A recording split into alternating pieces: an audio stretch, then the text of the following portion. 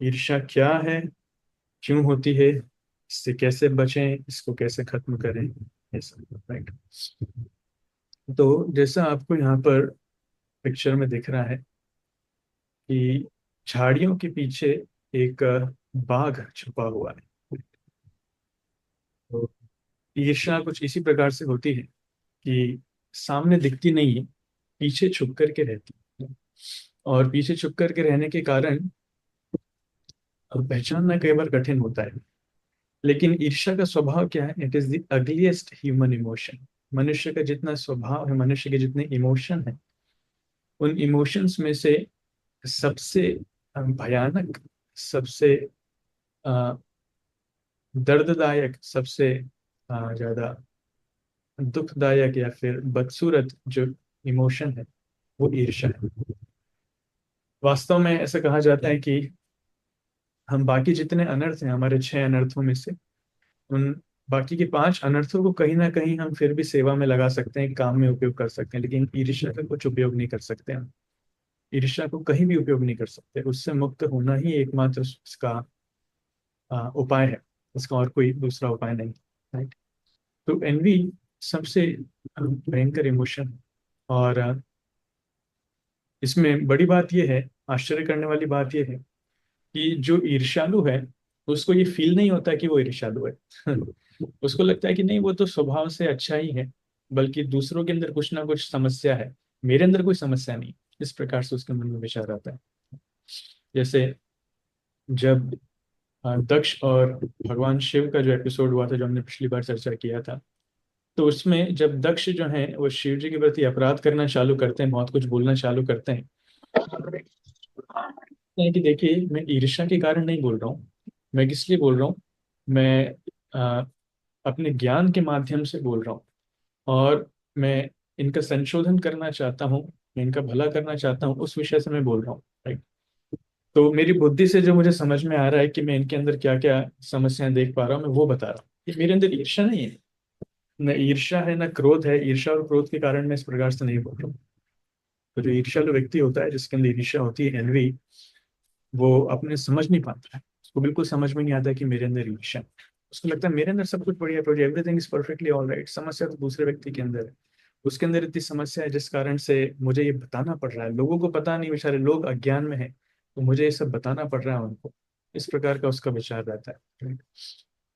इसलिए ईर्ष्या को समझना ये बहुत ही जरूरी है। अगर हम शांतिपूर्वक सुखपूर्वक रहना चाहते हैं, तो ईर्ष्या का खेल समझना बहुत जरूरी है।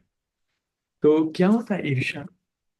जैसे एक छोटी सी कहानी बताता हूँ, छोटी सी कहानी से हम समझेंगे कि एक बार एक व्यक्ति थे, भगवान बड़े प्रसन्न होते हैं, राइट।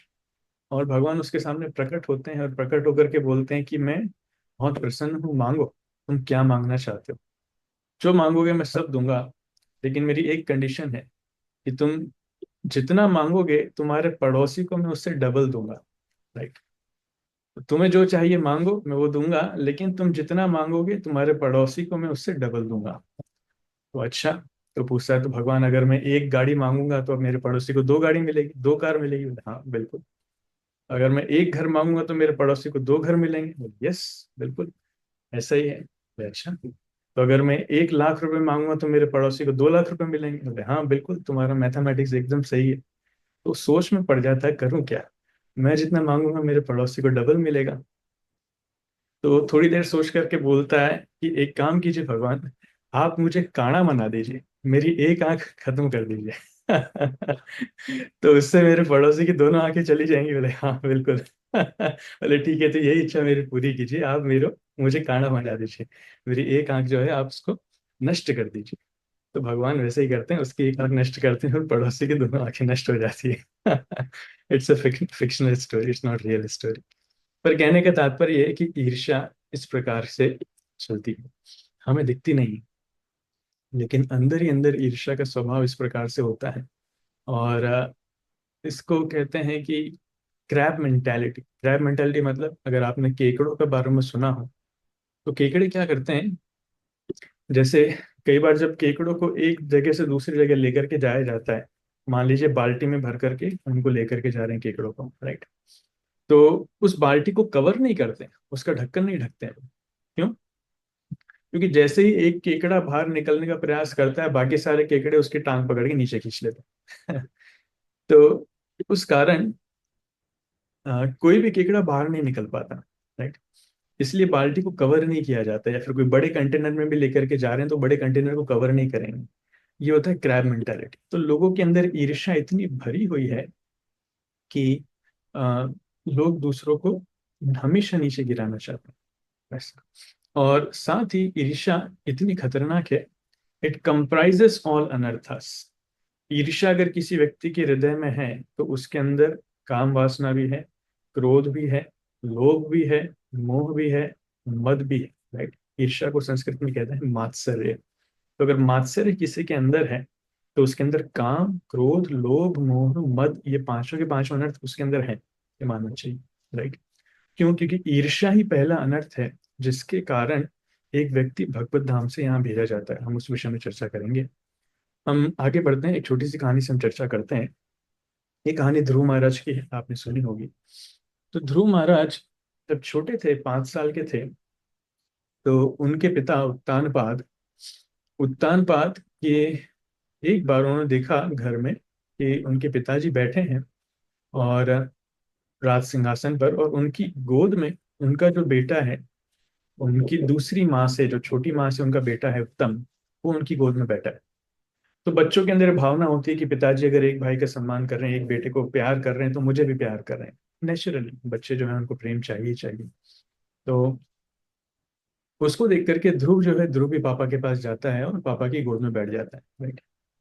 और जैसे ही गोद में बैठता है, थोड़ी देर में जो ध्रुव की छोटी माँ है, सौतेली माँ, जिसका नाम है सुरुचि, सुरुचि वहां पर आती है और ध्रुव को चिल्लाने लगती, एकदम चिल्लाने लगती, बहुत भयंकर शब्दों में। और चिल्ला के कहती कि तुम वहां पर अपने पिता की गोद में बैठने के लायक नहीं हो। क्यों? क्योंकि उधर सिर्फ मेरे बेटे का हक है, तुम्हारे पिताजी मुझसे ज्यादा प्रेम करते हैं। भले ही तुम्हारी माँ बड़ी हो, लेकिन तुम्हारे पिताजी मुझसे ज्यादा प्रेम करते हैं। और इसलिए मेरा बेटा वो है, तुम्हारे पिताजी की गोद पर बैठेगा। अगर तुम्हें पिताजी की गोद पर बैठना है तो जाओ, जाकर के तपस्या करो, भगवान विष्णु को प्रसन्न करो। और जब भगवान विष्णु प्रसन्न हो जाएं तो उनसे वरदान मांगना कि अगले जन्म में तुम्हें मेरी कोख से जन्म दें। जब मेरी कोख से जन्म होगा तब जाकर के तुम वहां बैठ पाओगे। आश्चर्य। आप सोचिए कि सूरज जी का दुस्साहस, उसका अहंकार देखिए और उसकी ईर्ष्या देखिए। छोटा सा बच्चा है, 5 साल का। छोटे से बच्चे से हर कोई प्रेम करता है। अरे लोग तो जानवर के बच्चों से प्रेम करते हैं, ये तो फिर भी इंसान का बच्चा है। छोटा सा बच्चा है, वो अपने पिताजी की गोद में बैठ रहा है, उसमें समस्या क्या है? लेकिन ईर्ष्या का स्वभाव ऐसा है कि वो उसको सहन नहीं कर पा रही, बिल्कुल भी सहन नहीं कर पा रही कि ये सौतेली का बेटा ये यहाँ पर बैठा कैसे, इसकी हिम्मत ऐसे क्यों नहीं, राइट। और छोटे से बच्चे का इतना अपमान, सिर्फ बच्चे का अपमान नहीं, इन शब्दों में राजा उत्तानपाद का भी अपमान है, इन शब्दों में ध्रुव की माँ सुनीति का भी अपमान है, इन शब्दों में स्वयं भगवान का अपमान है। कह रही कि भगवान से जाकर प्रार्थना करके खुश और उससे वरदान मांगो कि मेरी कोख से जन्म ले। तो भगवान के पास लोग जाते हैं, इसलिए जाते हैं, पुनरपि जन्मम पुनरपि मरणम पुनरपि जननी जठरे शयनम। हम इस भव बंधन से मुक्त हो जाएं ताकि भविष्य में हमको किसी माँ की कोख से जन्म न लेना पड़े। और इसको लगता है कि ये इतनी बड़ी है, भगवान से भी ज्यादा बड़ी हो चुकी है, कि भगवान भी आशीर्वाद देंगे तब जाके इसकी कोख से इसका जन्म होगा। जो व्यक्ति ईर्ष्यालु होता है, अहंकारी होता है, तब वो अपने आप को कहीं ना कहीं भगवान से भी ज्यादा बड़ा मान लेता है। तो इसको लगता है कि इसकी कोख जो है वो भगवान के वरदान से ज्यादा श्रेष्ठ, भगवान से ज्यादा श्रेष्ठ। वैसे बेइज्जत करके वो ध्रुव को वहां से हाथ पकड़ के जबरदस्ती नीचे खींच लेती है। और उत्तानपाद जो है चुपचाप देखते रहते हैं। उत्तानपाद एक हैंड पैक्ड हस्बैंड इंग्लिश में कहते हैं, जोरू का गुलाम जिसको हिंदी में कहते हैं, जोरू के गुलाम की तरह कार्य करते हैं। क्यों? क्योंकि सुरुचि छोटी थी और ज्यादा सुंदर थी। ज्यादा सुंदर थी इसलिए इंद्र तृप्ति उनकी ज्यादा वहां से होती थी, इसलिए चुपचाप रहे वो, चुपचाप रहे। आगे की स्टोरी आप जानते हैं, कैसे ध्रुव महाराज अपनी माता के पास जाते हैं और माता उनको बहुत सदुपदेश देती है कि वाकई में कि तुम्हें बुरा नहीं मानना चाहिए, वो तुम्हारी माँ है और जो उन्होंने कहा है सही है। अगर तुम्हें कुछ चाहिए तो भगवान से जाकर के मांगो। अच्छा, तो भगवान कहाँ मिलेंगे? महान साधु कहते हैं कि भगवान जंगल में मिलेंगे। और ध्रुव जाते हैं जंगल में, तपस्या करते हैं और 6 महीने की बड़ी कठिन तपस्या करके भगवान विष्णु को प्रसन्न करते हैं, जो आपको दूसरी पिक्चर में दिख रहा है, राइट। तो भगवान विष्णु को प्रसन्न करके उनसे आशीर्वाद मांगते हैं। एक्चुअली कुछ मांगना नहीं चाहते, उनके मन में इच्छा थी कि मेरी माँ का इतना अहंकार है, क्यों? क्योंकि मेरे पिता राजा हैं। ठीक है, तो मेरे पिता से बड़ा राज्य मुझे चाहिए, मेरे दादा से बड़ा राज्य मुझे चाहिए, भीष्म पितामह सॉरी भी और ब्रह्मा से बड़ा राज्य मुझे चाहिए। राइट। इस इच्छा को लेकर के तपस्या करने गए थे, तो जब भगवान विष्णु के दर्शन होते हैं, उनका हृदय एकदम निर्मल हो जाता है। उनके हृदय से सारी इच्छाएं, भौतिक इच्छाएं खत्म हो जाती हैं। और भगवान विष्णु बोलते हैं कि मांगो ध्रुव, क्या मांगना चाहते हैं? तो ध्रुव रोते रोते भगवान की सुंदरता को अपने आंखों से पी रहे हैं, ऐसा लग रहा है। और बोलते हैं कि कांचन विचिन्नम अपि दिव्य रत्नम स्वामिन कृतार्थ वरम नहीं आचे। मैं तो कुछ कांच के टुकड़ों के पीछे भाग रहा था, लेकिन भगवान आपके दर्शन करके मुझे दिव्य रत्न मिल चुका है। राइट। सिर्फ रत्न नहीं, दिव्य रत्न, जिसका कोई भौतिक मोल ही नहीं। इसलिए मैं पूरी तरीके से कृतार्थ हो चुका हूँ, मुझे भी और कुछ नहीं चाहिए। बिल्कुल कुछ नहीं चाहिए। कृतार्थ उसमें वरम नहीं आचे, मुझे कोई वर मांगने की इच्छा नहीं। लेकिन फिर भी भगवान उसको वरदान देते हैं। और इस ब्रह्मांड में सबसे श्रेष्ठ जो लोग हैं, ध्रुव लोग, जिसको हम पोल स्टार कहते हैं, जो सबसे ज्यादा चमकता है आकाश में, वो ध्रुव ध्रुव लोग उनको दिया जाता है 36,000 वर्ष तक राज करने के लिए। That way. तो कहने का तात्पर्य देखिए, सुरुचि का जो मूड है, ईर्ष्या और अहंकार कितना खतरनाक हो सकता है। राइट। तो अगलीस्ट ह्यूमन इमोशन, एक माँ का हृदय कितना कोमल होता है, एक माँ के हृदय में कितना प्रेम होता है। लेकिन वही माँ दूसरे के बच्चे को देख करके सहन नहीं कर पा रही, और उसके बच्चे को लेकर के कितना खतरनाक शब्द वो बोल रही है, कितने आहत करने वाले शब्दों का उच्चारण कर रही है, कल्पना से परे। Right? ये होता है ईर्ष्या। और क्या होती है इसलिए ईर्ष्या की परिभाषा? ईर्ष्या की परिभाषा को कहा जाता है पर उत्कर्ष असहिष्णुता। ईर्ष्या मतलब मात्सर्य। मात्सर्य मतलब पर उस उत्कर्ष असहिष्णुता, जब दूसरों के जीवन में उत्कर्ष आता है, सम्मान मिलता है, सफलता मिलती है, उनको आनंद होता है, उनको अच्छा लगता है, तो हम उसको सहन नहीं कर पाते। दूसरे खुश होते हैं, लेकिन हमें दुख होता है कि ये इतने खुश क्यों हो रहे हैं। हम जलन होती है अंदर। ये इसको कहते हैं पर उत्कर्ष असहिष्णुता। ये ईर्ष्या या फिर मात्सर्यता का लक्षण है। When someone else's success feels like our failure, right? ईर्ष्या में और जेलसी, जलन जो मैंने शब्द उपयोग किया, इन दोनों में थोड़ा सा अंतर है। जलन क्या है? I want what you have. आपके पास जो है मुझे भी वो चाहिए। व्यक्ति कंपटीशन में आता है कि हाँ, सिर्फ इसके पास क्यों हो, मुझे भी चाहिए। लेकिन ईर्ष्या क्या होती है? आपके पास होना ही नहीं चाहिए, मेरे पास हो ना हो चलेगा, लेकिन आपके पास नहीं होना चाहिए। तो ईर्ष्या जो है सुपरलेटिव डिग्री है, ये और खतरनाक है। व्यक्ति सामने वाले का नुकसान पहुंचाना चाहता है इस केस में। तो ये हमें देखना चाहिए। श्रील भक्ति सिद्धांत सरस्वती ठाकुर एक बहुत अच्छी कहानी बताते थे। मैं आपको स्क्रीन पर दिखाता हूँ।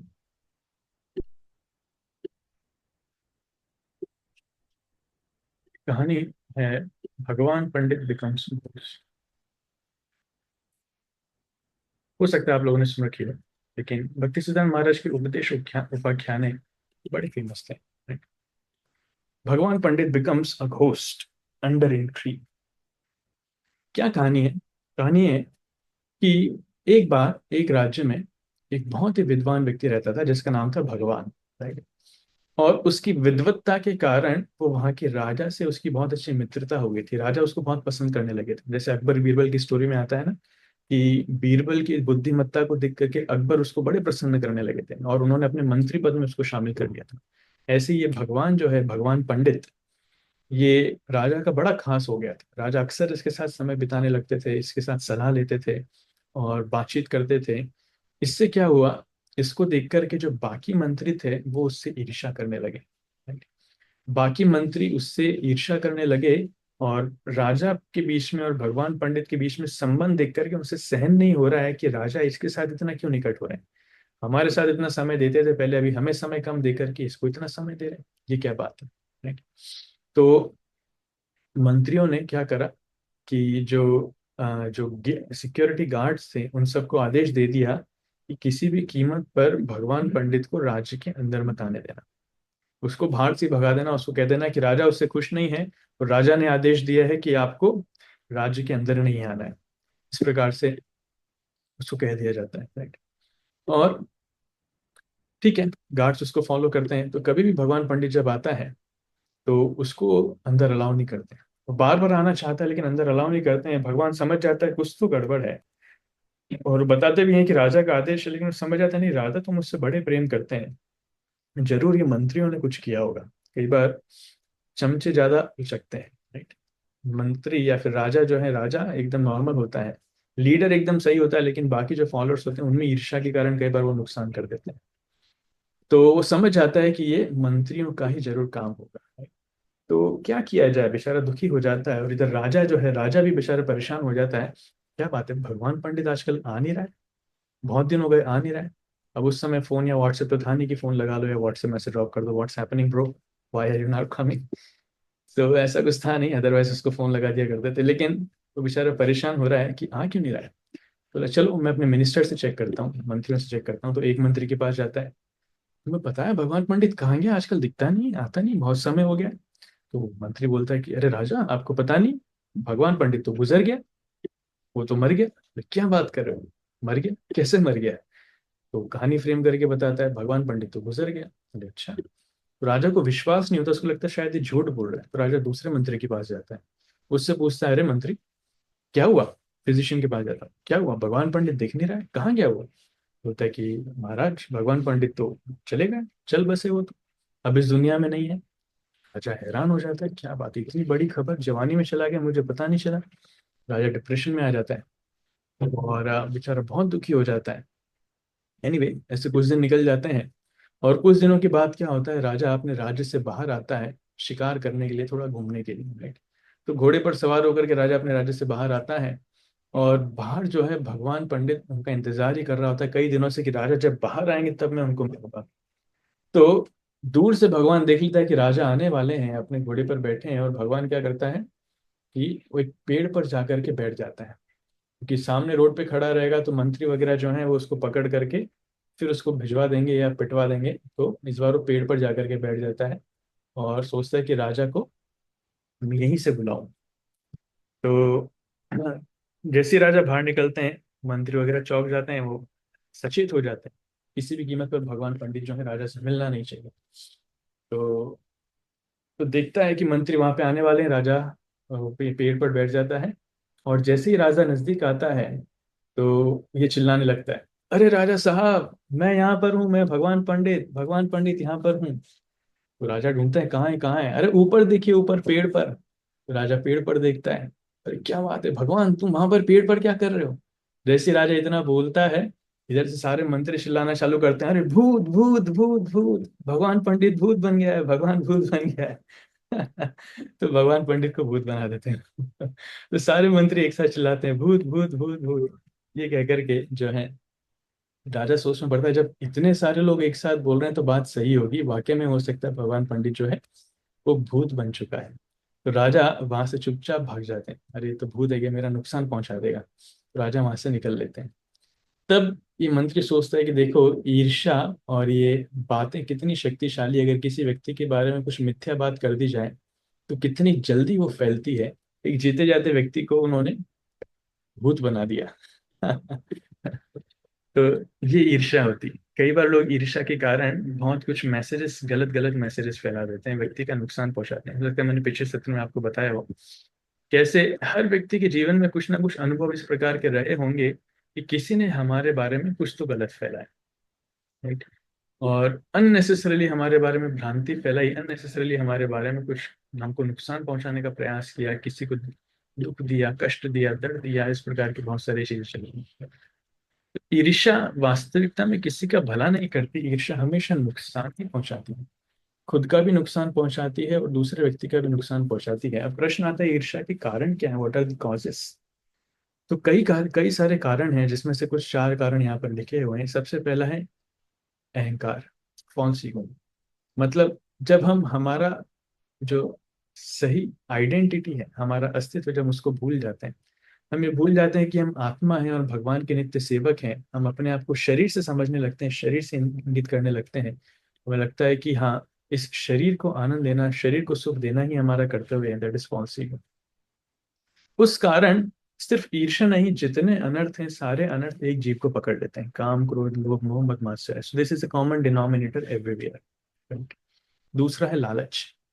व्यक्ति के अंदर जब लालच भर जाता है तब लालच के कारण वो दूसरे व्यक्तियों से ईर्ष्या करने लगता है। और दूसरे व्यक्ति जब उनके पास अगर कुछ धन अधिक है, या फिर जिस वस्तु की लालच इसके अंदर है वो अगर किसी और के पास ज्यादा है, तो उससे ईर्ष्या होने लगती है। मेरे पास 1 लाख रुपए है, उसके पास 2 लाख रुपए कैसे? मेरे पास तो छोटी सी गाड़ी है, मारुति अल्टो, उसके पास होंडा सिटी कैसे है? राइट। तो कंपैरिजन होने लगता है, इसलिए कंपैरिजन तीसरा कारण है। लालच के कारण कंपैरिजन जन्म लेता है, जब हम दूसरों से कंपेयर करते हैं। इसलिए शांत रहने का, सुखी रहने का एक सबसे बड़ा सूत्र है कि हमें कभी कंपेयर नहीं करना चाहिए। ये कंपैरिजन कैंसर के समान है जो व्यक्ति को अंदर से खा जाता है। राइट। अगर इसको सही तरीके से उपयोग न किया गया है तो कंपैरिजन एक कैंसर के समान व्यक्ति को अंदर ही अंदर खाता रहता है। और इस कंपैरिजन के कारण क्या आता है? Deep insecurity. अंदर ही अंदर एक बहुत ही गहरी इनसिक्योरिटी आती है, असुरक्षितता का अनुभव होता है कि हाँ, मेरे पास अगर ये वस्तु नहीं है, फिर मेरे पास ये व्यक्ति नहीं है, तो मेरा कल्याण नहीं हो पाएगा, मेरा भला नहीं हो पाएगा। So deep inside the heart, हृदय के अंदर गहरी असुरक्षा का अनुभव उसको होता है, डीप इनसिक्योरिटी। राइट। और सबसे बड़ा और मुख्य कारण जो है, विच इज रूट कॉज, जड़ का कारण, वो है एनवी टुवर्ड्स कृष्णा, कृष्ण से ईर्ष्या। हम ओरिजिनली सब भगवान के धाम में थे, लेकिन भगवान में धाम में रहने के कारण कभी कभी अपनी स्वतंत्रता का जो फ्रीडम भगवान देते हैं, फ्री विल फ्रीडम जिसको हम बोलते हैं, उसका दुरुपयोग जब एक व्यक्ति करता है, उस कारण से भगवान से ईर्ष्या होने लगती है। राइट। भगवान षड ऐश्वर्य से पूर्ण है। ऐश्वर्यस्य समग्रस्य वीर्यस्य यशस्य श्रिय ज्ञान वैराग्य चापित षण्णामेति भगांगणाम। सो भगवान के पास सारी शक्तियां हैं, भगवान के पास सारा सौंदर्य है, भगवान के पास सारा ज्ञान है, भगवान के पास सारा यश है, भगवान के पास सारा बल है, भगवान के पास सारा वैराग्य है। ये जो 6 ऐश्वर्य भगवान के पास हैं, इनको देख करके कभी कभी एक जीव के अंदर वहां पर ईर्ष्या आ जाती है कि भगवान इतने सुंदर कैसे हैं? मुझे भी सुंदर होना चाहिए। सिर्फ भगवान इतने सुंदर क्यों हैं? भगवान के पास सारी शक्तियां क्यों हैं? मेरे पास भी शक्ति होना चाहिए।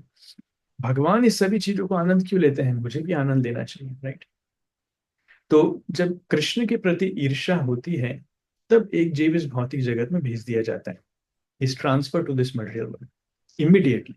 भगवान कहते हैं कि ठीक है, तुम यहाँ रह करके बॉस नहीं बन पाओगे, यहाँ तो एक ही बॉस है, मैं हूँ ईश्वर परम कृष्ण, कृष्ण ही एकमात्र बॉस है। लेकिन अगर तुम्हें बॉस बनना है तो जाओ, भौतिक जगत में जाओ, भौतिक जगत में जाकर के बॉस बनो। आपको एक 1200 स्क्वायर फीट का हम फ्लैट दे देंगे, आप राजा हो, हम वहां पर आपकी रानी रहेगी, प्रजा के रूप में आपके 2 बच्चे रहेंगे, जाओ उन पे जाकर के शासन करो।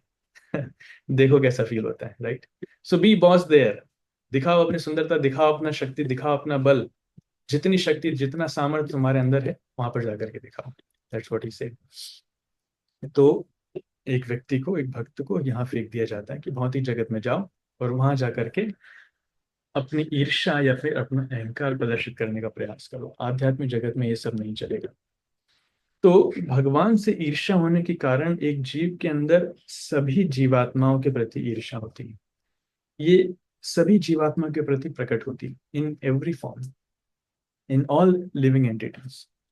जब भी कोई जीव भगवान के किसी ऐश्वर्य को थोड़ा सा ज्यादा दिखाता है, मान लीजिए कोई ज्यादा धनी हो गया तो उससे ईर्ष्या होने लगती है, कोई ज्यादा सुंदर हो गया तो उससे ईर्ष्या होने लगती है, कोई ज्यादा शक्तिशाली हो गया तो उससे ईर्ष्या होने लगती है।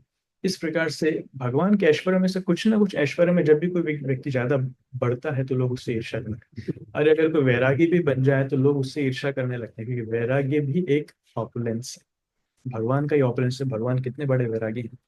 राइट। सो इसलिए साधु महात्माओं को भी नहीं छोड़ते। युधिष्ठिर महाराज जैसे लोगों के प्रति भी दुर्योधन ने ईर्ष्या करी। राइट। कृष्ण से भी ईर्ष्या करने लगे शिशुपाल, राम से भी ईर्ष्या करने लगा रावण, जो जिनके अंदर कोई दोष नहीं है। ईर्ष्या वैसा गुण है जो दोषों को खोद खोद के निकाल देता है, बाल की खाल निकालने के समान। जो जो व्यक्ति दोषों से रहित है उसके अंदर भी दोष देखना, ये ईर्ष्या का काम है। राइट।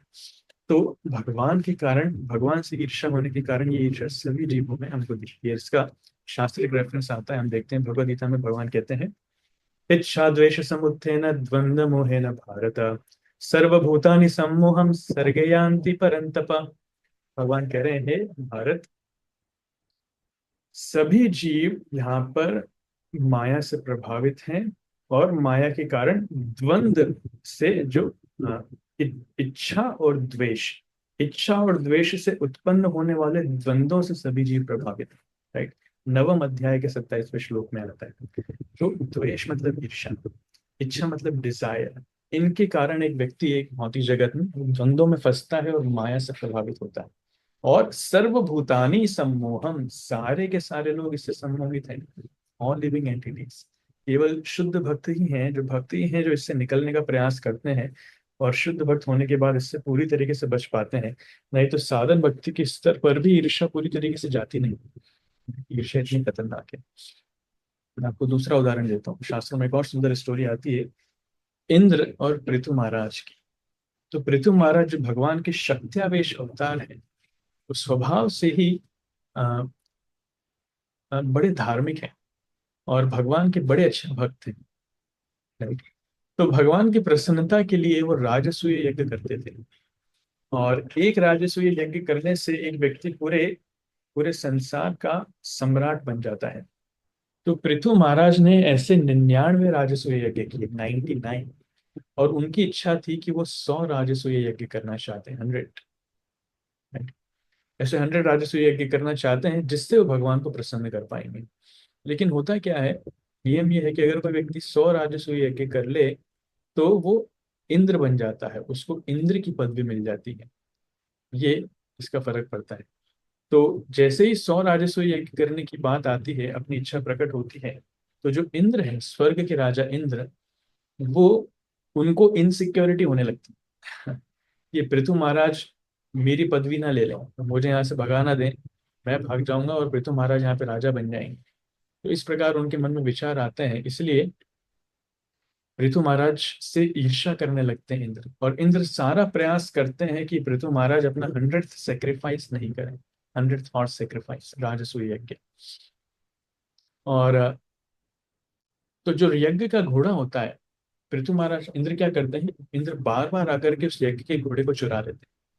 इवन एक बार तो ये भी करते हैं कि इंद्र एक सन्यासी का वेश धारण करके आकर यज्ञ का घोड़ा चुरा करके जाते हैं। जैसे रावण क्या करता है, रावण एक साधु के वेश में आता है और सीता का हरण करके जाता है। उसी प्रकार से इंद्र क्या करते हैं, एक सन्यासी के वेश में आते हैं और यज्ञ का घोड़ा चुरा करके भागते हैं, जैसे आपको फोटो में यहाँ पर दिख रहा होगा। घोड़ा इंद्र के हाथ में है, इंद्र सैफरॉन कलर के कपड़े पहने हुए हैं, राइट।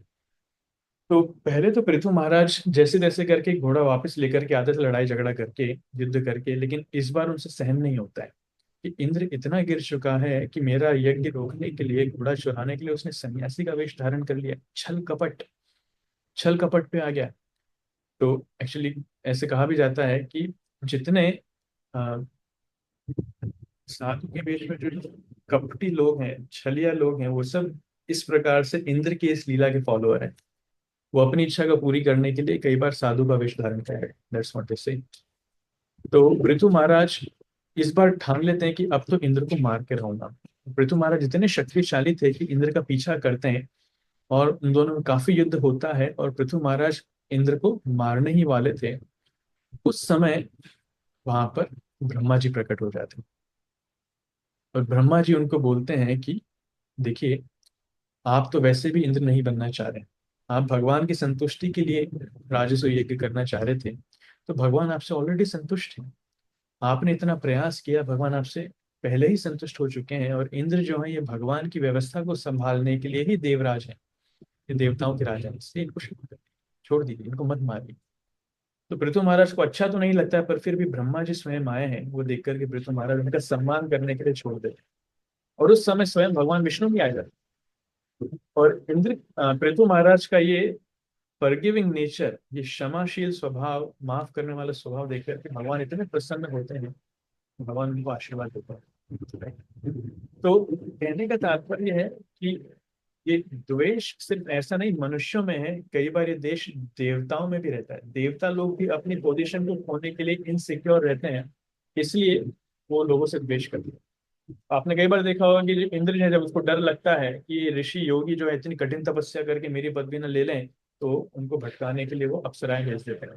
कई केसेस आपने सुने होंगे। इस बंद मोहन सर्वभूतानि सम्मोहम, सारे लोग इससे प्रभावित। लेकिन इच्छा का ईर्ष्या का स्वभाव क्या है? Being envious is like drinking poison, hoping the other person will die. ईर्ष्या वैसा जहर है जो हम पीते हैं और हम सोचते हैं कि दूसरा इससे मरेगा। अरे जहर हम पी रहे हैं, दूसरा कैसे मरेगा भाई? जो जहर पी रहा है वही मरेगा ना। सिंपल सा लॉजिक है। व्यक्ति जो ईर्ष्या कर रहा है, जो ईर्ष्यालु व्यक्ति है, वो अंदर से जल रहा है। ये जहर इसलिए, व्यक्ति जहर पीने के बाद क्या होता है, जलन होती है। तो ईर्ष्यालु व्यक्ति को अंदर से जलन होती है, इसलिए उसको जहर के समान तुलना दी गई। सो अंदर ही अंदर खुद वो जल रहा है, खुद उससे सहन नहीं हो रहा, उसका सुख शांति चैन सब खत्म हो चुका है। और उसके मन में इच्छा क्या है कि सामने वाला व्यक्ति मर जाए। अरे ईर्ष्या तुम कर रहे हो, जहर तुम पी रहे हो, सामने वाला व्यक्ति कैसे मरेगा? इसलिए ईर्ष्या खुद का नुकसान पहुंचाती है। ये बड़ा जानने योग्य है। ईर्ष्या हमारा खुद का ही नुकसान पहुंचाती है। जितना जल्दी हम इसको समझेंगे, उतना जल्दी हम इससे बाहर निकलने का प्रयास करेंगे। सॉल्यूशंस क्या है? ठीक है, प्रॉब्लम्स तो बहुत सारी, ईर्ष्या हम जानते हैं प्रैक्टिकली सब जीवों के अंदर है। इसका सॉल्यूशन क्या है? कुछ सॉल्यूशन मैं बताऊंगा। इसके कई सारे सॉल्यूशन है। जो रूट कॉज है, परमानेंट सॉल्यूशन रूट कॉज से ही आता है, भगवत भक्ति। लेकिन फिर भी इमीडिएट कॉजेस, इमीडिएट सॉल्यूशंस भी कुछ है, जिसमें सबसे पहला आता है एप्रिसिएशन। ईर्ष्या के कारण एक व्यक्ति दूसरों की कभी भी सराहना नहीं कर सकता, दूसरों की प्रशंसा नहीं कर सकता। उसके मुख में शब्द ही नहीं आते हैं। उसको बोला जाता है दूसरों की प्रशंसा करो। प्रशंसा करने से धीरे धीरे ईर्ष्या जाएगी। बोलेगा नहीं प्रभु जी, प्रशंसा अंदर से आ ही नहीं रही है, प्रशंसा करे कैसे? मुझे तो सिर्फ दोष ही दोष दिख रहे हैं, प्रशंसा अच्छे गुण तो दिख ही नहीं रहे हैं, प्रशंसा करूं कैसे? नहीं, आर्टिफिशियली करो। आर्टिफिशियली करने का प्रयास करो। Fake it till you make it, English में कहते हैं।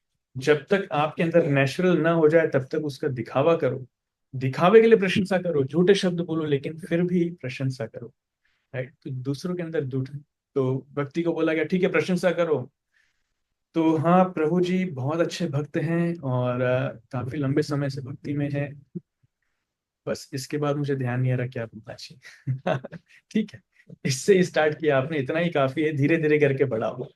Just try to understand. लोगों की प्रशंसा करना सीखो। लोग प्रशंसा नहीं करते। राइट? समहाउ अदर भौतिक जगत में आप देखेंगे कि लोगों के अंदर ये प्रशंसा करने का गुण जो है, लोगों की तारीफ करने का गुण, ये खत्म हो चुका है। निंदा करना, क्रिटिसाइज करना, दूसरों को नीचा दिखाना, गाली देना, परेशान करना, ये तो लोगों के अंदर भरा हुआ है। लोगों ने पीएचडी कर रखी है इसमें, डबल पीएचडी कर रखी है। लेकिन जब प्रशंसा करने की बात आती है तो क्लास 5 भी पास नहीं कर पाते। पता ही नहीं प्रशंसा करना कैसे। राइट? इसलिए प्रशंसा करना, तारीफ करने का अभ्यास हमें करना चाहिए। और भक्तों की प्रशंसा नहीं करेंगे तो करेंगे किसकी? सब कुछ छोड़ करके आकर भगवान की जो सेवा कर रहे हैं, भक्ति कर रहे हैं, इस कलयुग में रह करके अनर्थों से लड़ रहे हैं, माया से लड़ करके, कली से लड़ करके जो व्यक्ति भगवान की सेवा करना चाह रहा है, इतना महान व्यक्ति, अगर उसमें थोड़े कुछ अवगुण है भी सही तो ठीक है, उसको इग्नोर करना चाहिए। लेकिन इस महान कार्य के लिए, इस युद्ध के लिए जो वो लड़ रहे हैं, इसके लिए उनकी प्रशंसा करना चाहिए। इसलिए चैतन्य महाप्रभु जब अपने भक्तों की प्रशंसा करते थे तो चैतन्य चेतावनी में वर्णन आता है, मानो उनके 5 मुख हो जाते थे, 5 मुखों से एक साथ प्रशंसा करते। राइट? लेकिन हम लोग जब निंदा करते हैं प्रशंसा के समय, तो हमारा एक मुख है वो भी बंद हो जाता है, उसमें एकदम चेन लग जाती है, जिप। जब निंदा करते हैं तो निंदा करते समय ऐसा लगता है कि रावण के समान हमारे 10 मुख हो जाते हैं। 10 मुखों के साथ हम जैसे निंदा करते हैं, रावण के समान 10 मुखों के साथ हम निंदा करते हैं, इतना भला बुला बोलते हैं, इतना सामने वाला व्यक्ति पूरा बेचारा निरुत्साहित हो जाता है। राइट? तो ये लक्षण है, इसलिए प्रशंसा करना हमें सीखना चाहिए। वैष्णव समाज में हम देखेंगे कई बार भक्त लोग पूछते हैं प्रभु जी बर्थडे कैसे सेलिब्रेट किए जाए। भक्त लोग आते हैं, माला पहनाते हैं, केक काटते हैं, गिफ्ट्स देते हैं, सब कुछ बहुत अच्छा है, इसको करने में कोई नुकसान नहीं है। लेकिन एक चीज जो हमें जरूर करना चाहिए बर्थडे पर, वो भक्त की प्रशंसा करना चाहिए। जिसका बर्थडे है उसकी प्रशंसा करना चाहिए। जब भी ऐसा कोई वैष्णव हमारे आसपास है जिनका बर्थडे है, सभी को मिलकर के थोड़ा अच्छा मैं जो स्पीक उनके बारे में कुछ बोलना चाहिए, उनकी प्रशंसा करना चाहिए। उन्होंने उनके अच्छे कार्यों को लेकर के, उनकी साधना को लेकर के, उनकी सिंसेरिटी को लेकर के, उनके डेडिकेशन को लेकर के, अलग अलग एस्पेक्ट्स को लेकर के हमको उनकी प्रशंसा करना चाहिए। जितनी हम प्रशंसा करेंगे हमारा हृदय निर्मल होगा और कोमल होगा। और उस कोमल हृदय निर्मल के साथ भक्ति करना बड़ा आसान होगा। जितना हम निंदा करते हैं हमारा हृदय कठोर होता जाता है, इट बिकम सॉफ्ट। भागवतम में कहते हैं स्टील फ्रेम्ड हार्ट, स्टील के समान कठोर हो जाता है हमारा हृदय। कठोर हृदय से भगवान प्रसन्न नहीं होते, कठोर हृदय से भक्ति नहीं की जा सकती। हृदय को कोमल करना होगा, निर्मल करना होगा। इसलिए प्रशंसा करना जरूरी है। राइट? अगर सामने नहीं है तो हम ईमेल पर प्रशंसा कर सकते हैं, व्हाट्सएप पर लिख करके भेज सकते हैं, लेटर्स पर लिख करके भेज सकते हैं, किसी न किसी माध्यम से। We should have this practice कि हम भक्तों की प्रशंसा करें, छोटा हो चाहे बड़ा हो चाहे इक्वल हो, कोई भी हो, सबकी प्रशंसा करने का अभ्यास हमें होना चाहिए। और एक्चुअली ये वैष्णव का गुण है, ये वैकुंठ का एटमॉस्फेयर। श्रील प्रभुपाद जी भागवतम में इसको लिखते हैं। मैं आपको एक दिखाता हूँ, भागवतम से दिखाता हूँ, वैकुंठ थिंकिंग। हाँ, तो श्रीमद् भागवतम में प्रभुपाद जी लिखते हैं, ये भागवतम का 7वां अध्याय है, 7वां अध्याय 5वां श्लोक, पांच, सॉरी 7वां स्कंद 5वां अध्याय 12वां श्लोक। प्रभुपाद लिखते हैं, everyone should be friendly for the service of the lord. हर एक व्यक्ति को, हर एक भक्त को भगवान की सेवा के लिए एक दूसरे से मित्र होना चाहिए, मित्रता पूर्वक व्यवहार करना चाहिए। Everyone should praise another service to the lord and not be proud of his own service. हर एक भक्त को दूसरों की सेवा की प्रशंसा करना चाहिए और खुद की सेवा को लेकर के अहंकार नहीं करना चाहिए।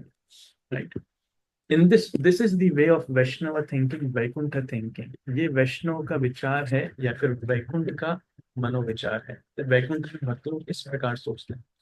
There may be rivalries and apparent competition between servants in performing service, but in the Vaikuntha planet, the service of another servant is appreciated, not condemned.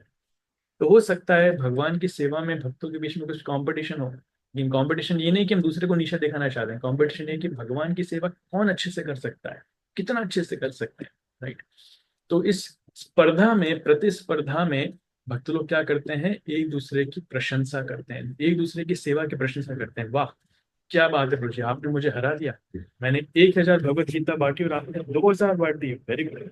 आप प्लीज मुझे आशीर्वाद दीजिए कि अगली बार मैं आपको हरा पाऊं। ये वैकुंठा थिंकिंग है, और भक्त लोग देते भी हैं। जैसे उदाहरण के लिए युधिष्ठिर महाराज जो है, वो युधिष्ठिर का मूड देख लीजिए या फिर अर्जुन का मूड देख लीजिए। वो जा रहे हैं भीष्म के पास उनसे पूछने के लिए कि हम आपको कैसे हरा सकते हैं।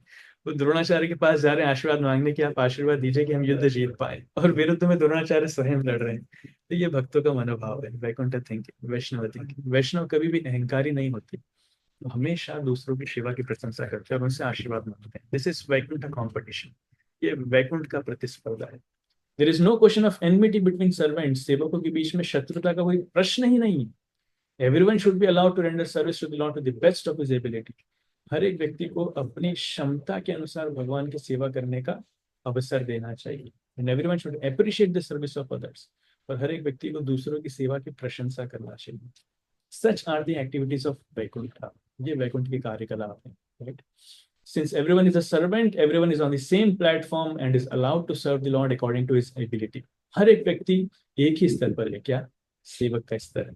हर एक व्यक्ति सेवा कर रहा है, इसलिए हर एक व्यक्ति को भगवान की सेवा के लिए अपने पूरी शक्ति लगाने की अवसर दिया जाता है, सारे मौके दिए जाते हैं। भगवद गीता में इसकी पुष्टि होती है, सर्वस्य चाहम हृदि सन्निविष्टो मत्तः स्मृतिर्ज्ञानम अपोहनम च। The Lord is situated in everyone's heart, giving dictation according to the attitude of the servant. However, the Lord gives different dictation to the non-devotees and devotees. ठीक है, इसमें मैं एक और चीज दिखाना चाह रहा था वैकुंठ थिंकिंग। तो एक जगह प्रभुपाद और लिखते हैं इस वैकुंठ थिंकिंग के बारे में, जहां पर वर्णन आता है कि वैकुंठ में क्या होता है। वैकुंठ में ये होता है कि जो पक्षी हैं, तो सारे पक्षी भगवान का गुणगान करना चाहते हैं। राइट, और अच्छे अच्छे पक्षी भी हैं, जैसे कोयल है, कोयल की आवाज बड़ी मधुर है, तो वो अपनी मीठी आवाज में भगवान का गुणगान कर रही है। लेकिन वहीं पर अगर कोई भंवरा, जिसकी आवाज बड़ी कर्कश होती है, जो जो सुनने में बिल्कुल खराब होती है, अगर भंवरा अपनी आवाज में भगवान का गुणगान करना चाहता है तो कोयल भी शांत हो जाती है, वो सुनती है भंवरा क्या बोल रहा है। Right, that is called appreciating and giving recognition. हाँ, आपकी सेवा भी हम उसकी प्रशंसा करते हैं, आपकी सेवा की भी वैल्यू है, आप कीजिए भगवान का गुणगान, भंवरे को प्रोत्साहन देते हैं, और बोलो और बोलो। राइट, दैट उसी प्रकार से बहुत सुंदर सुंदर फूल हैं वैकुंठ में, बड़े बड़े सुंदर सुंदर फूल हैं, सुगंधित फूल हैं, लेकिन सब के सब तुलसी को बड़ा सम्मान देते हैं। क्यों? क्योंकि भगवान को तुलसी बड़ी प्रिय है। तो सारे पेड़ एक दूसरे पेड़ों को सम्मान देते हैं, पुष्प दूसरे पुष्पों को सम्मान देते हैं, और जो पक्षी हैं दूसरे पक्षियों को सम्मान देते हैं। इस प्रकार से वहां पर विचार आते हैं। ये वैज्ञानिक का विचार है। और कभी भी जो पुष्प हैं वो दूसरे आपस में खिलते हुए पुष्पों को देख करके ईर्ष्या नहीं करते हैं। अरे इस गार्डन में तो मैं अकेला ही पुष्प रहना चाहिए, I should be the only single flower, और कोई मेरे आसपास पुष्प नहीं रहना चाहिए, ऐसा कोई विचार नहीं करता। जितने ज्यादा पुष्प होंगे, जितने ज्यादा फ्लावर्स एक गार्डन में होंगे, बागान उतना ही सुंदर दिखेगा। ये भक्तों का मनोभाव है। तो भक्त लोग ईर्ष्या नहीं करते हैं, भक्त लोग प्रशंसा करते हैं। तो प्रशंसा करना भक्तों का स्वाभाविक गुण है, इसलिए ये हमें सीखना चाहिए। हर एक अवसर हमें प्रयास करना चाहिए, लेना चाहिए, कैसे हम दूसरों की प्रशंसा कर सकें। Appreciation, appreciation is the key. दूसरों से हम क्या सीख सकें, कैसे उनकी प्रशंसा कर सकें। Second is gratitude. ग्रेटिट्यूड मतलब कृतज्ञता। कृतज्ञता मतलब वास्तविकता में हम भक्ति में जो कुछ है, सिर्फ भक्ति ही नहीं, हमारे जीवन में हम जो कुछ हैं वो किसी न किसी व्यक्ति के कारण, हमें इस स्तर तक पहुंचाने के लिए बहुत लोगों ने बहुत कड़े संघर्ष किए हैं, मेहनत की है, और हमारे ऊपर कृपा की है। अगर भक्त नहीं भी है, तो एक साधारण व्यक्ति भी जो सफलता के स्तर पर है, उसके पीछे उसकी माँ की सेवा है, उसके पीछे उसके पिताजी का निष्ठावान कर्तव्य है, पिताजी का सेवा है, राइट। बहुत लोगों की सेवा है, गुरुजनों की सेवा है, कलीग्स की सेवा है, फ्रेंड्स का कंट्रीब्यूशन है। हम देखने जाएंगे तो हजारों लोग मिल जाएंगे जिन लोगों के कारण हम इस सफलता के स्तर पर पहुंचे। इसलिए उन सब के अच्छे कार्यों को गिनना, उन सब के अच्छे कार्यों को मानना, और उसको एक्सप्रेस करना, इसको कहते हैं ग्रेटिट्यूड, कृतज्ञ, राइट। जो किया है, लोगों ने अच्छा कार्य किया है, उसको स्मरण रखना, दैट इज ग्रेटिट्यूड। उसी प्रकार से हम भक्ति जीवन में आते हैं, तो भक्ति जीवन में भी बहुत सारे लोगों के कारण हम यहाँ पर हैं। कुछ भक्ति है जो हमें भक्ति में लेकर के आए, कुछ भक्तों ने हमें शिक्षाएं दी हैं, कुछ भक्तों ने हमें सिखाया है। किसी ने हमें तिलक लगाना सिखाया है, किसी ने हमें धोती कुर्ता या साड़ी पहनना सिखाया है, किसी ने हमें प्रसाद बनाना सिखाया है, किसी ने हमें सेवा करना सिखाया है, किसी ने वैष्णव एटिकेट्स हमें सिखाए हैं। अलग अलग भक्तों ने अलग अलग चीजें हमें सिखाई है, राइट। तो जिन भक्तों ने हमें जो कुछ सिखाया है उनके कारण है, इवन हम बोल भी पा रहे हैं, तो ये भी हमने कहीं कहीं ना कहीं भक्तों से सुना है, प्रभुपाद जी की पुस्तकों में पढ़ा है, प्रभुपाद जी के प्रवचनों में सुना है, गुरु से सुना है। तो हम कितने लोगों के ऋणी हैं। तो इन सब का ऋण तो चुका नहीं सकते, पर कम से कम कृतज्ञता तो व्यक्त कर ही सकते। कृतज्ञता व्यक्त करने से ही अंदर से ईर्ष्या धीरे धीरे कम होती जाती है। जब हम कृतज्ञता व्यक्त नहीं करते हैं, मान के चलते हैं अरे ठीक है इन लोगों ने कुछ बड़ा काम नहीं किया, लेकिन उनके अंदर ये निंदा ढूंढ करके, दोष देख करके निंदा करने लगेंगे तो गलत होता है। मान लीजिए माता पिता ने हमारी बड़ी सेवा करी, लेकिन बच्चा बड़ा होने के बाद कई बार माता पिता को गाली देता है कि तुमने मेरे लिए किया क्या। अरे मूर्ख आदमी, माता पिता ने किया नहीं तो तुम यहाँ तक पहुंचा कैसे, राइट। तुमने मेरे लिए किया क्या। तो उसको लगता है मेरी माता एकदम परफेक्ट मिस वर्ल्ड होनी चाहिए और मेरे पिता मिस्टर यूनिवर्स होने चाहिए, तभी मेरा जीवन परफेक्ट रहेगा। It doesn't happen like this. सभी माता पिता इतनी कठिन परिश्रम करते हुए एक बच्चे को पाल पोस कर बड़ा करते हैं, और बच्चा अगर उनके लिए प्रेम नहीं दिखाएगा, उनकी सेवा नहीं करेगा, तो करेगा क्या। और इस प्रकार से कटु शब्द बोलेगा तुमने मेरे लिए किया क्या, और उनमें ही दोष देखने का प्रयास करेगा, तो बताइए मूर्ख कौन है, माता पिता मूर्ख है कि बच्चा मूर्ख है। डेफिनेटली बच्चा मूर्ख है, right. So nobody is perfect, कोई माता परफेक्ट नहीं है, कोई पिता परफेक्ट नहीं है, only perfect personality is Krishna. Even कोई डिवोटी भी परफेक्ट नहीं, only perfect personality is Krishna, right. लेकिन हम लोगों में परफेक्टनेस ढूंढने जाएंगे, हमको कोई नहीं मिलेगा। ये शिशुपाल की मेंटालिटी है, हम छोटे छोटे लोगों, छोटे छोटे गलतियों को देख करके उसको बड़ा चढ़ा करके हम बताते हैं, निंदा करते हैं। ग्रैटिट्यूड उसका ठीक अपोजिट है। ग्रैटिट्यूड क्या है, लोगों ने हमारे जीवन में जो योगदान दिए हैं, जो अच्छे कार्य किए हैं, उनको ढूंढ ढूंढ कर निकालना और उनकी प्रशंसा करना, वो व्यक्त करना। कई बार कई बार लोग क्या करते हैं, हमारे जीवन में किसी ने अगर कुछ बुरा हमसे किया है तो उसको याद रखें। 20 साल पहले आपने मेरे लिए ये किया था, 10 साल पहले आपने मुझे ऐसा बोला था, 5 साल पहले आपने मेरे खिलाफ ये साजिश रही थी, लेकिन इतने अच्छे जो कार्य किए वो कहाँ, वो सब भूल गए। इसलिए आइडियली अगर याद रखने वाली कुछ चीज है, तो जो अच्छे कार्य लोगों ने किए हैं वो याद रखना चाहिए। लेकिन लोग बुरे कार्यों को याद रखते हैं, अपने हृदय के नोटबुक में उसको नोट करके रखते हैं, पर कम से कम जो अच्छे कार्य हैं उसको एक फिजिकल पेपर में तो कहीं नोट करके रख लो दादा। लोग उसको नोट नहीं करते। So what is worthy of being notice, noting are the good deeds. लेकिन लोग बुरे कार्यों को याद रखते हैं, होना इसका उल्टा चाहिए। So expressing gratitude is another solution, right. Third solution, एक minute, third solution is Krishna consciousness, हमारी भक्ति के ऊपर कार्य करना। True success is not comparison with others but connection with God. वास्तविक सफलता दूसरों से अपने आप की तुलना करने से नहीं आएगी। वास्तविक सफलता भगवान के साथ संबंध जोड़ने से आएगी। जितना हम भगवान के साथ संबंध जोड़ेंगे, हम हृदय हमारा शुद्ध होगा, और हृदय शुद्ध होने से ये अनर्थ जो है धीरे धीरे अपने आप जाने लगेगा। अभी जिसको देख करके हम ईर्ष्या फील करते हैं, स्वाभाविक रूप से उसको देख करके कम से कम स्वीकार तो करने लगेंगे, फिर धीरे धीरे उसकी प्रशंसा भी करने लगेंगे, फिर धीरे धीरे उसकी सेवा भी करने लगेंगे। लेकिन अगर कोई अच्छा भक्त नहीं बन पा रहा है, भगवान से संपर्क नहीं जोड़ पा रहा है, तो बाकी लोगों में तो छोड़ दो, कृष्ण में भी उसको अच्छे गुण नहीं दिखेंगे। इसलिए आप देखोगे बाहर वाले बहुत सारे लोग हैं जो कृष्ण के अंदर दोष देखते हैं। अरे तुम्हारा कृष्ण तो उसका कैरेक्टर ऐसा है, तुम्हारे कृष्ण ने ये किया वो किया। तो लोग जो वो कृष्ण के अंदर दोष देखने लगे। इसका बहुत अच्छा उदाहरण मैं आपको बताता हूँ। देखिए कालिया।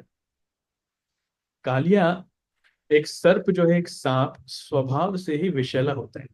सांप स्वभाव से ही ईर्ष्यालु होता है। बिना किसी कारण के सांप जो है वो लोगों को मारता है, डसता है, राइट। और उसमें भी अगर कालिया जैसा सांप आ जाए जिसके हजारों फन है, और जिसके एंटर करने मात्र से ही जल में इतना जहर भर जाता है कि उसकी सारी मछलियां मर जाए, और उस जहर की भाप से ऊपर से उड़ने वाला पक्षी मर जाए, उसका क्या कहा जाए, राइट। तो Kaliya is personification of envy. Krishna Samhita में भक्तिविनोद ठाकुर बताते हैं कालिया जो है ईर्ष्या को पर्सोनिफाई करता है, ईर्ष्या की मूर्ति है। और ये कालिया का दमन कैसे होता है? ये कालिया का दमन होता है जब भगवान अपने चरणों से उसके सिर पर प्रहार करते हैं, डांस करने के माध्यम से बार बार बार बार उसके सिर पर प्रहार करते हैं। तो भगवान के चरण, एक एक चरण पहाड़ के समान उतने भारी उसको प्रतीत होते हैं। और कालिया जो है उसके मुख से धुआं निकलने लगता है, उसके मुख से खून निकलने लगता है, राइट। इसका मतलब क्या है? इसका मतलब है, अगर किसी के अंदर ईर्ष्या है, ईर्ष्या, अहंकार, उस व्यक्ति को गुरु का शासन स्वीकार करने की बड़ी आवश्यकता है। गुरु जो अपने उपदेशों से, गुरु जो अपने शासन से एक व्यक्ति को डांटते हैं, उसका अहंकार तोड़ते हैं, उसके हृदय की ईर्ष्या को बाहर निकालते हैं। तो हर एक एक प्रभावशाली, हर एक प्रगतिशील भक्त को गुरु स्वीकार करना बड़ा आवश्यक है। जब तक जीवन में कोई ऐसा व्यक्ति नहीं हो जो हमारे ऊपर शासन कर सके, हमारी गलतियों पर हमें डांट सके, हमें सुधार कर सके, ये ईर्ष्या अहंकार से मुक्त होना बड़ा कठिन है। एक्सेप्टिंग ए स्पिरिचुअल मास्टर, जिसके आदेश जो हैं वो पहाड़ के समान हमें भारी लगते हैं। इसलिए गुरु शब्द का अर्थ है भारी, हैवी। गुरु शब्द का एक मतलब होता है हैवी ऑल्सो। गुरु बड़े हैवी पर्सनैलिटी। जैसे मैंने बताया था कि श्रील प्रभुपाद बहुत डांटते थे, उसी प्रकार से गुरु का कर्तव्य ही है डांटना, क्योंकि अगर डांटेंगे नहीं तो एक शिष्य का अहंकार या ईर्ष्या कम नहीं होगा। तो जैसे भगवान के पैर बड़े भारी प्रतीत हो रहे थे, उससे उसका अनर्थ बाहर निकल रहा था खून के रूप में। एक शिष्य के अनर्थ बाहर निकलते हैं गुरु के आदेशों से, गुरु की डांट से, राइट। और दूसरा, भगवान के जो चरण है वो शुद्धि कारक है। हर एक जीव जो है, हर एक भक्त जो है, भगवान के चरण कमलों की शरण प्राप्त करना चाहता है। अभय चरणार में तेरे, तो भगवान के जो चरण है अगर किसी के जीव के मस्तिष्क पर आ जाए तो उसके सारे अनर्थ दूर हो जाते हैं। भगवान के चरण परम शुद्धिकारक हैं। उसी प्रकार से कृष्ण की शरण लेने से, कृष्ण की भक्ति करने से एक जीव जो है उसके अंदर के अनर्थ सारे बाहर निकलते हैं, खत्म होते हैं, शुद्ध होते हैं। ये हमें समझना चाहिए। तो गुरु और कृष्ण का महत्व यहाँ पर इसलिए बताया गया है। जैसे कालिया कृष्ण के संपर्क में आने से पूरी तरीके से शुद्ध हुआ, इसी प्रकार से एक जीव जब कृष्ण का भक्त बनता है तो जितना अच्छा भक्त, जितना सिंसियर भक्त वो बनेगा, उतनी ही मात्रा में उसका शुद्धिकरण होगा। तो जैसे और इसलिए कालिया दमन की लीला हमें बार बार सुननी चाहिए। कालिया दमन की लीला सुनने से भी एक व्यक्ति की ईर्ष्या कम होती जाती है। ये लीला में भी इतनी शक्ति, क्योंकि लीला में और भगवान में कोई अंतर नहीं है। देन एक और solution which is celebrating other success. दूसरों की सफलता की का उत्सव मनाना। जब दूसरे लोग सफल होते हैं तो उसको देख करके हमें दुखी नहीं होना चाहिए। वैष्णव वो है जो पर सुखे सुखी होता है, जो दूसरों के सुख में सुखी होता है, दूसरों के दुख में दुखी होता है। तो जैसे माता पिता जो होते हैं, जब उनका बच्चा अगर कुछ सक्सेस प्राप्त कर लेता है, मान लीजिए बच्चा क्लास में टॉप कर गया, तो माता पिता इतने खुश होते हैं कि बच्चे को गिफ्ट देंगे और उसकी प्रशंसा करेंगे, और सबको ऐलान करेंगे, अरे हमारा बच्चा फर्स्ट आया, हमारा बच्चा फर्स्ट आया, right. So parents celebrate success of their child. उसी प्रकार से एक भक्त को दूसरे भक्तों की सक्सेस को सेलिब्रेट करना चाहिए। A person should celebrate the success of other people as if they are your own success. तो जैसे हम खुद की सफलता का जश्न मनाते हैं ना, अगर कोई व्यक्ति ग्रेजुएट हो जाता है तो वो पार्टी देता है, अगर कोई व्यक्ति अच्छे नंबर से पास हो जाता है पार्टी देता है, किसी का बर्थडे है तो पार्टी देता है, कोई अच्छा अचीवमेंट ले लेता है, प्रमोशन होता है तो लोग पार्टी देते हैं। सिर्फ पार्टी देने का कल्चर क्या है, people celebrate their own success, वो अपनी सफलता को सेलिब्रेट करते हैं, उत्सव मनाते हैं। उसी प्रकार से जब दूसरे सफल हो वैष्णव समाज में तो वो उत्सव हमें मनाना चाहिए, we should celebrate other success. इसके लिए बहुत बड़ा हार्ट चाहिए, राइट। लेकिन इसका अभ्यास हमें करना चाहिए, दूसरे वैष्णव की सफलता को जितना हम सेलिब्रेट करने का प्रयास करेंगे, एक्चुअली ये बहुत संगीन विषय है, बहुत डीप विषय है। इस विषय में हम एक और सत्र लेंगे, how to celebrate other success, how to feel glad while interacting with others, दूसरों को देख करके प्रसन्न कैसे होना, दूसरों की सफलता को देख करके प्रसन्न कैसे होना है, इसके ऊपर हम और डिटेल में डिस्कशन करेंगे। But yes, this is the principle, celebrating other success. इसलिए भगवान एक श्लोक बोलते हैं भगवद गीता में, अद्वेष्टा सर्वभूतानां मैत्रः करुण एव च, निर्ममो निरहंकारः समदुःखः सुखः समी, सन्तुष्टः सततं योगी यतात्मा दृढ़निश्चयः, मयि अर्पित मनो बुद्धिर्यो मद्भक्तः स मे प्रिय। भगवान बता रहे हैं कि मुझे कौन सा भक्त प्रिय है। ये 12वें अध्याय का 13वां और 14 नंबर का श्लोक है, 12, 13, 14। उसमें बता रहे हैं अद्वेष्टा वो व्यक्ति जो द्वेष से मुक्त है, जो किसी से द्वेष नहीं करता। फिर क्या करता है, सर्वभूतानां मैत्रः, सभी से मित्रता करता है, but is friend to all. मैं इसका ट्रांसलेशन बताता हूँ। One is not envious but is a kind friend to all living entities, who does not think himself a proprietor and is free from false ego. जो सबका मित्र है, जो अपने आप को कर्ता नहीं मानता, स्वामी नहीं मानता, वो अहंकार से मुक्त है, जो सुख और दुख में समान है, जो सहनशील है, जो संतुष्ट है, जो जिसने अपनी इंद्रियों पर नियंत्रण कर लिया है, जो हमेशा दृढ़ता पूर्वक भगवान की भक्ति में लगा हुआ है और इसका मन और बुद्धि मुझ में ही एक निष्ठ है, वो भक्त मुझे बड़ा प्रिय है। कृष्ण ऐसा बोलते हैं, राइट। तो मैत्र करुणा है, जो दूसरों के प्रति करुणा दिखाता है, निर्ममो जिसके अंदर ममता का भाव नहीं, ये मेरा नहीं सब कुछ भगवान का है, इदम कृष्णाय इदम नमः, हाँ ये मेरा नहीं सब कुछ भगवान का है। निरहंकार है, जो अहंकार से मुक्त है, विमुख है, जो दुख और सुख में समान है, जो संतुष्ट है, जो दृढ़ निश्चय से भगवान की भक्ति करता है, जिसने अपना मन और बुद्धि मई अर्पित हो, जो मुझको अर्पित कर दिया है। इस प्रकार का मेरा भक्त मद भक्त समय प्रिय, वो मुझे प्रिय। That's how Krishna says, right. So in a summary, हमने ईर्ष्या के बारे में आज देखा। ईर्ष्या एक मनुष्य का सबसे खतरनाक इमोशन है, और जो दूसरों को नुकसान पहुंचाती है। हाँ, भगवान से काणा, एक व्यक्ति काणा बनने की प्रार्थना करता है ताकि वो दूसरा व्यक्ति अंधा हो सके, इट्स लाइक दैट। ध्रुव महाराज की स्टोरी से हमने देखा कि कोमल हृदय में भी कितनी कठोरता आ सकती है ईर्ष्या के कारण, राइट। ईर्ष्या के 4 कारण हमने देखे, false ego, greed, comparison, deep insecurity, और रूट कॉज है एनवी टुवर्ड्स कृष्णा।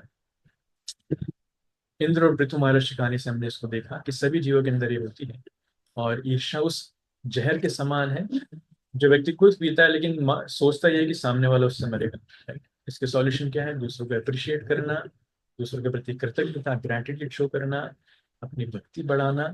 कालिया दमन के लिए ऐसे हमने समझा कि गुरु और कृष्ण का रोल कितना महत्वपूर्ण है एक व्यक्ति की भक्ति में, और दूसरों की सफलता का उत्सव मनाना।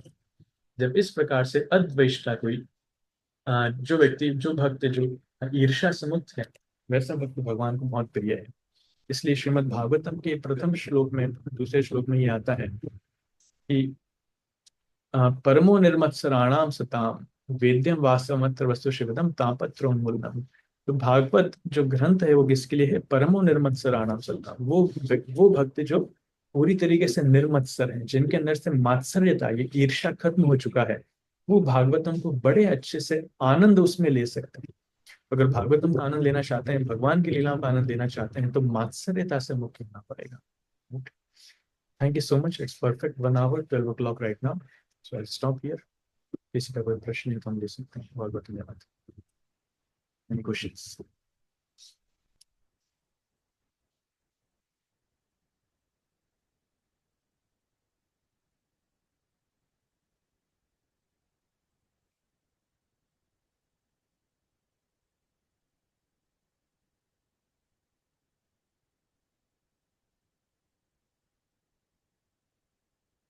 तो ग्रीन बोल्ड हो गया ऐसा लग रहा है, कुछ समझ में नहीं आ रहा क्या पूछा। यस, अभिराम कृष्ण। हरे कृष्णा प्रभु, धन्यवाद। हाँ sir. Thank you Prabhu for wonderful class. Krishna. Prabhu ji, एक क्वेश्चन मेरा ये था, जैसे हम भक्तों का बर्थडे सेलिब्रेट करते हैं यस। और भक्तों का ग्लोरिफिकेशन करते हैं उस समय, तो जैसे मान लीजिए हमारा बर्थडे अगर सेलिब्रेट हो रहा है, कोई ग्लोरिफिकेशन कर रहा है, तो उस समय हमारा क्या मनोभाव होना चाहिए? क्योंकि वो सारी जो क्वालिटीज है वो तो हम में मतलब होती नहीं है। वो भक्त लोग आउट ऑफ कंपेशन बोलते हैं, या मतलब उस समय हमको क्या स्थिति रखना चाहिए? अगर वो सब चीज अगर हम ले लेंगे तो एक फास्ट ईगो या प्राइड आ जाएगा, तो उस समय हमारा क्या मनोभाव होना चाहिए? बहुत अच्छा प्रश्न। वास्तविकता में एक भक्त को अपना ग्लोरिफिकेशन कभी सुनना नहीं चाहिए। One should never hear one song glorification, क्योंकि जो सुनता है उससे उसका नुकसान होता है। अपना ग्लोरिफिकेशन सुनने से हमारे पायस स्पिरिचुअल क्रेडिट्स खत्म होते हैं, अहंकार बढ़ता है। और अगर मन में ये विचार आ जाए कि हाँ ये तो अच्छा ही बोल रहा है, एक्चुअली इसने कम बोला, थोड़ा और बोलना चाहिए था, अच्छा बोल रहा है। खुद का ग्लोरिफिकेशन सबको सुनना अच्छा लगता है, लेकिन एक्चुअली वो एक भक्ति के लिए जहर का काम करता है। इसलिए अगर प्रयास करें उसको हम ऐसा इग्नोर कर पाए, उस परिस्थिति में ना रह पाए, तो बेस्ट। इसलिए भक्त लोग कई बार अपने बर्थडे पर कहीं ऐसे लेके चले जाते हैं जहाँ हमको कोई ट्रेस ना कर पाए। तो that is their humility. Second thing, अगर मान लीजिए एक परिस्थिति में कहीं फंस जाते हैं, कुछ ना कर करके सामने रहना पड़ता है, तो भक्तों के मन ही मन स्मरण करना चाहिए कि वास्तविकता में जो भक्त बोल रहे हैं ये मेरे अंदर गुण नहीं है, ये सारे गुण मेरे गुरु के हैं। मेरे गुरु के हैं, शिल प्रभुपाद के हैं, भगवान के हैं। क्योंकि मैं तो बहुत पापी हूँ, मैं जानता हूँ मैं कितने पाप कर्म करके यहाँ पर आया हूँ, और भक्तों की कृपा से मैं इस स्तर तक पहुंचा हूँ। मैं जो बोल रहा हूँ, मैं जो कर रहा हूँ, सब कुछ भक्तों की कृपा से है। जो ज्ञान मैं दे रहा हूँ प्रभुपाद जी की कृपा से है, गुरु की कृपा से है। ये मेरा ज्ञान नहीं, मेरा इसमें कोई साक्षात्कार नहीं है। तो उसको हाथ जोड़कर है मन ही मन सारा का सारा ग्लोरिफिकेशन गुरु कृष्ण को ट्रांसफर करने का प्रयास करना चाहिए। गुरु को और प्रभुपाद जी को और कृष्ण को एज इट इज ट्रांसफर करने का प्रयास करें, खुद कुछ नहीं रखना चाहिए। राइट।